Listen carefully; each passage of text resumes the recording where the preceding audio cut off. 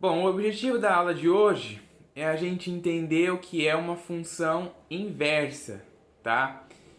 Lembrando que todos esses conceitos que a gente está estudando agora nessa playlist de função vão se aplicar, né, para qualquer função, né? A gente já viu aí algumas funções, eu dei mais ênfase para a função do primeiro e do segundo grau, né, que vai ser as próximas funções que a gente vai estudar. Mas esses conceitos também, principalmente quando a gente vê a definição, né, vai se aplicar também a todas as funções.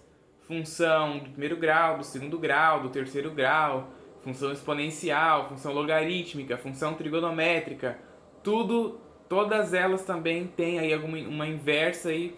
Quando chegar na época vão ver, né? Vão ver ali quais tem, quais não tem. E depois ali a definição, né? O próximo vídeo vai ser sobre a definição de função inversa, que vocês vão entender, né? O que tem que acontecer para uma função ter ou não ter a inversa.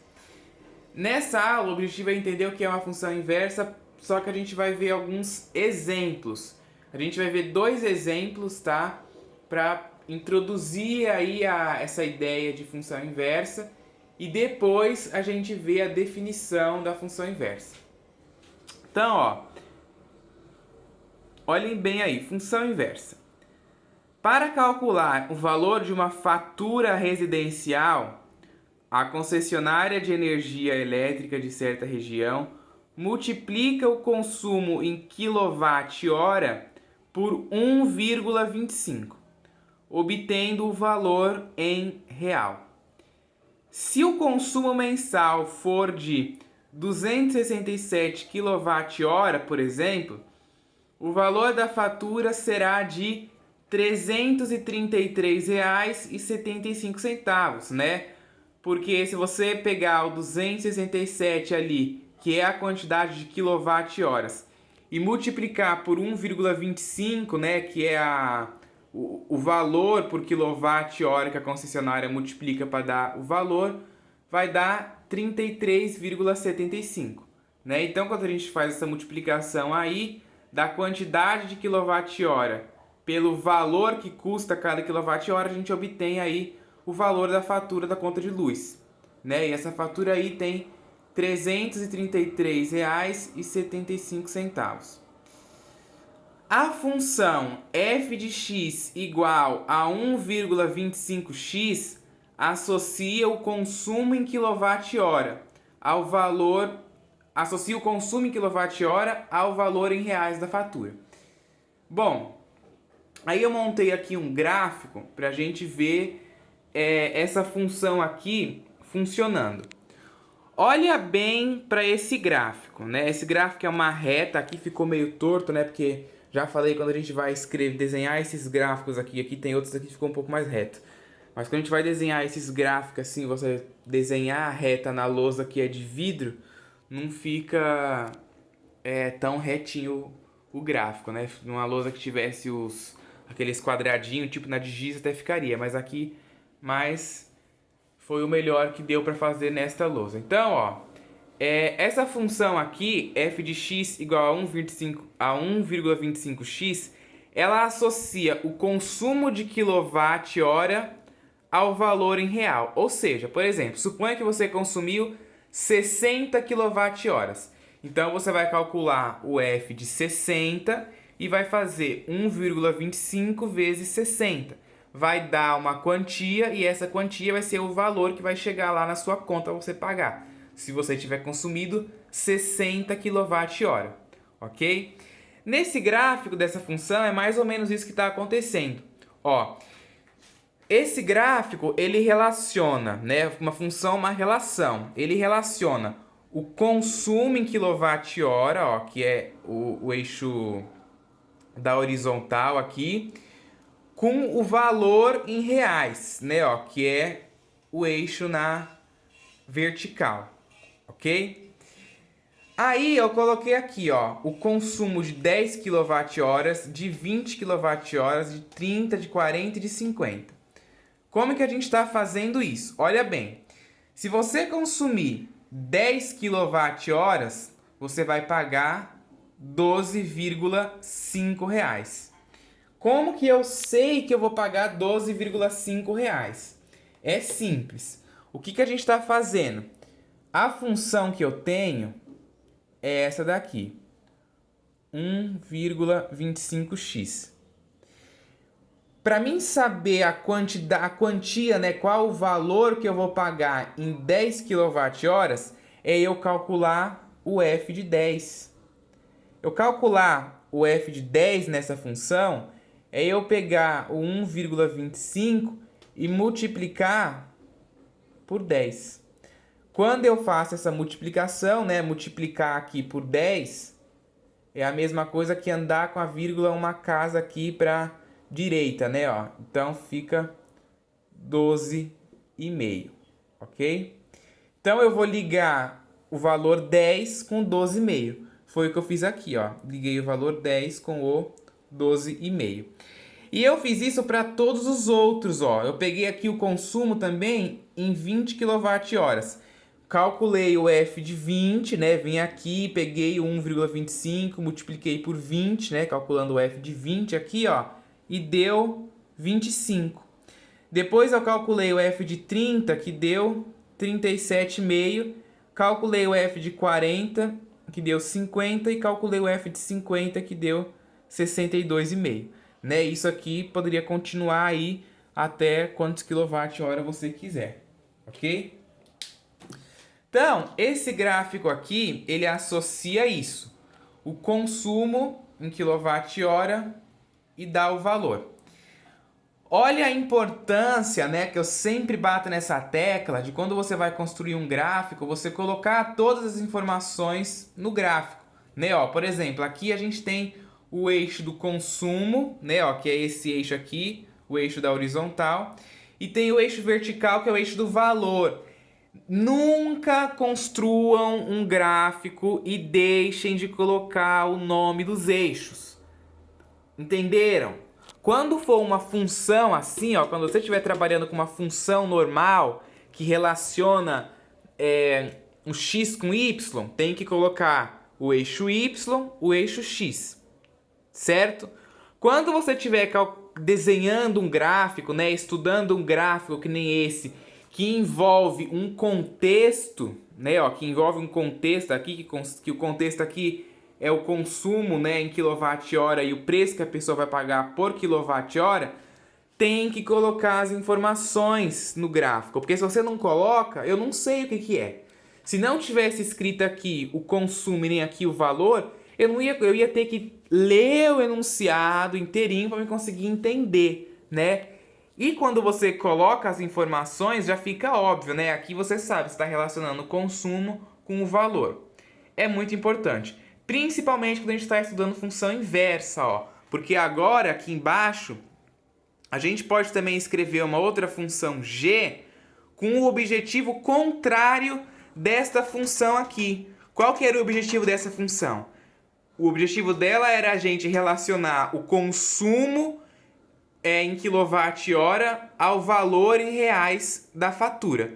Nessa outra aqui, ó, a gente pode associar o valor da fatura ao consumo mensal em kWh, né? Nesse caso, ó, a gente calcula essa função aqui, o inverso, né, ó? É como se fosse 1x, né, ó, 1x sobre 1,25. Quando você divide aqui, 1 por 1,25 dá 0,8. E aí, como tem o x, a gente mantém ele. É o inverso mesmo, tá? É você pegar mesmo, calcular 1 sobre aquele valor.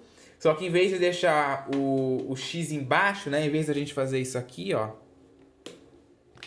Em vez de calcular 1 sobre 1,25x, eu botei o x aqui em cima, ó. Aí é a mesma coisa que ficar 1x, né? E na hora que você faz a divisão, 1 dividido por 1,25 vai dar 0,8. Como tem o x aqui, não esquece de colocar o x.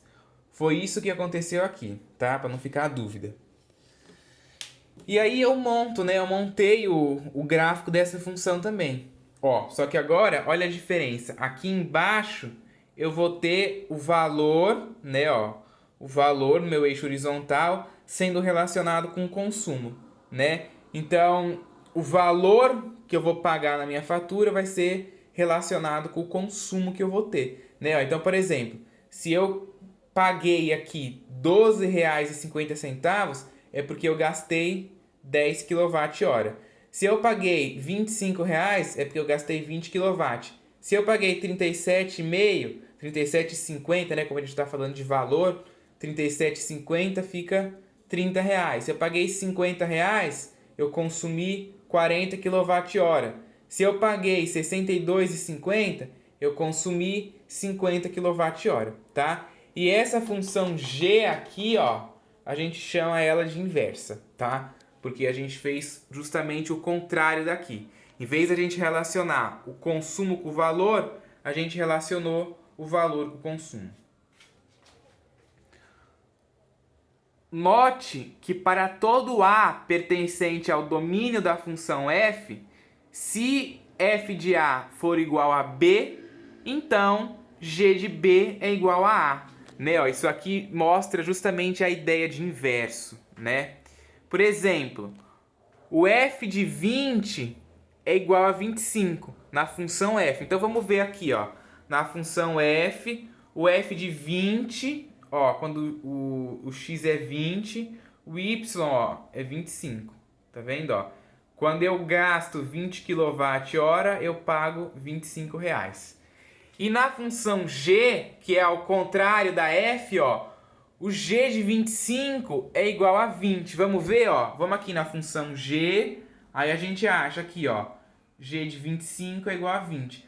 Quando eu paguei R$ 25, é porque eu gastei 20 kWh, né? A ideia aí de inversa. Então, dizemos que a função g é a função inversa de f.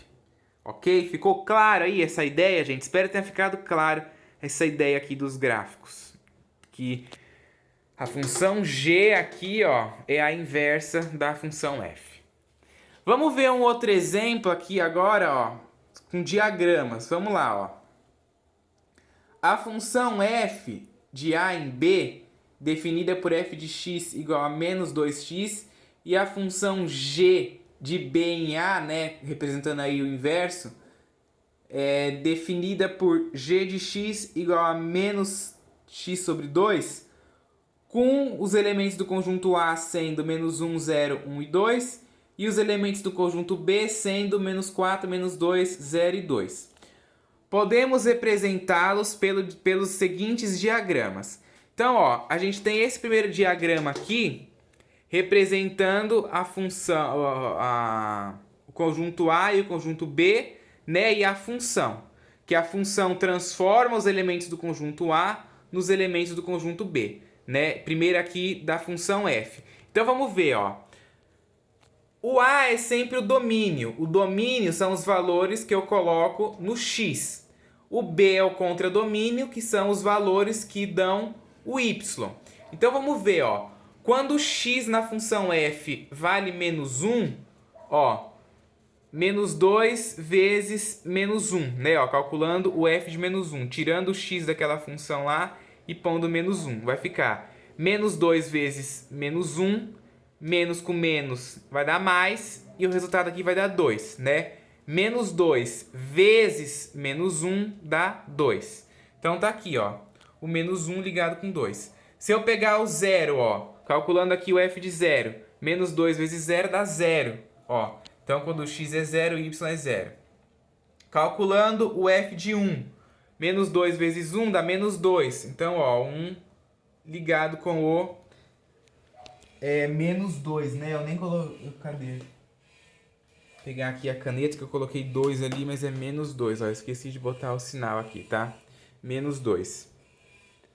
E depois aqui também é menos 4. Substituindo, calculando o f de 2, vai ficar menos 2 vezes 2, que vai dar menos 4, ok? Então, ó, eu fiz a relação aqui com os f's, então o f de menos 1 é 2, né? Ó, quando eu tiro o x nessa função e boto menos 1 dá 2. O f de 0 é 0, o f de 1 é menos 2 e o f de 2 é menos 4, tá? Exatamente os valores que eu coloquei aqui. Esse aqui é o domínio, que são os valores de x, né, ó, que a gente substitui na função. Esse aqui é o contradomínio, né? O conjunto B é o contradomínio, que são os valores de y, né? Ó, que é os resultados que dá na minha função. Agora, a função g é o inverso da função f de x, tá? Eu escrever menos 1 sobre 2x, ou escrever isso aqui, x sobre 2, dá no mesmo, tá? Então, ó, eu calculando aqui, substituindo aqui pelos valores, agora vai ser o contrário, né? Ó, como a gente está trabalhando com o inverso, a função g ela é de b em a. Então, este conjunto aqui, ó, o conjunto A é o nosso domínio, o conjunto B é o nosso contradomínio. O conjunto A é os valores que a gente coloca no x, o conjunto B são os resultados que dá depois de colocar esses valores no x, né? Aparecem esses valores aqui que são o y. Então, vamos lá. Calculando aqui na função g, ó, substituindo aqui, menos 4. Menos 4 dividido por 2 dá menos 2. Só que eu tenho esse sinal de menos aqui, ó. Então eu faço a regra de sinal. Menos com menos vai dar mais. Então dá 2 positivo. Depois o próximo valor que eu vou substituir é o menos 2. Substituindo aqui, ó, menos 2 dividido por 2 dá menos 1. Só que como tem esse sinal de menos aqui, ó, que acompanha a função, eu faço a regra de sinal. Menos com menos vai dar mais. Então vai ficar 1. O menos 2 ligado com 1. Depois o zero. Substituindo essa função aqui, o zero. Menos 0 sobre 2 dá 0, né? 0 dividido por qualquer coisa é 0. Tá aqui, 0 ligado com 0. E por fim o 2, ó. Substituindo aqui, 2 dividido por 2 dá 1. Como acompanha esse sinal aqui, faz a regra de sinal, né? O valor da divisão deu positivo, com negativo fica negativo. Então, 2 está ligado com o menos 1. E aí aqui eu coloquei os valores, né? Ó, o g de menos 4 é 2, né? Ó, quando o x é menos 4, o y dá 2. O g de menos 2 é 0. O g de 0 é 0. Ali, o g de menos 2 é 0 não, né? O g de menos 2 é 1. Oxe, tá doido? O g de menos 2 é 1. E o g de 2 aqui é menos 1. Ok? Já dá pra gente ver claramente, né, analisando isso aqui, que é o inverso. Né? A gente vê que a função g é o inverso da função f. Não necessariamente vai ser só os valores trocados, né? Como a gente teve aqui nesses gráficos. Mas é a função inversa. Por quê? Porque tem algumas características aqui, ó. Note que as funções f e g são funções bijetivas, né? Lembra lá que é função bijetiva? Para ela ser bijetiva, ela tem que ser injetiva e sobrejetiva, né? Na injetiva tem que estar ligados aqui com correspondentes diferentes, né? Todos os elementos do domínio tem que ter um correspondente diferente no contradomínio. E a gente tem aqui. E a sobrejetiva, todos os elementos do contradomínio tem que ter um correspondente no domínio. A gente tem isso aqui também. Tanto nessa função quanto nessa função aqui. F e G são funções bijetivas. Também o domínio da função f é igual à imagem da função g, ó.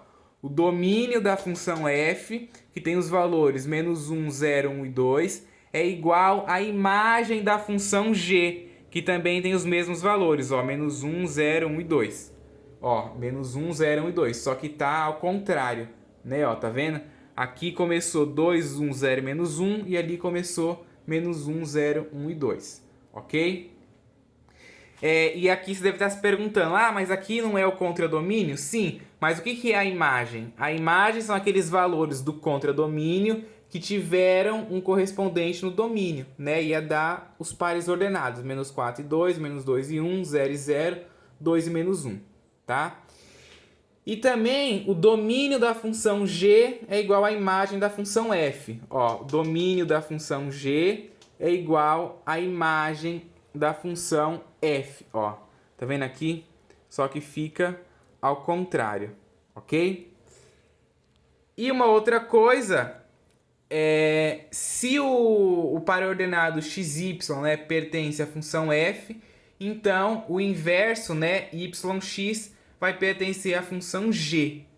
Nessas condições, né, ó, nessas três condições aí, dizemos que g é a função inversa de f, ok? G aí, função inversa de f.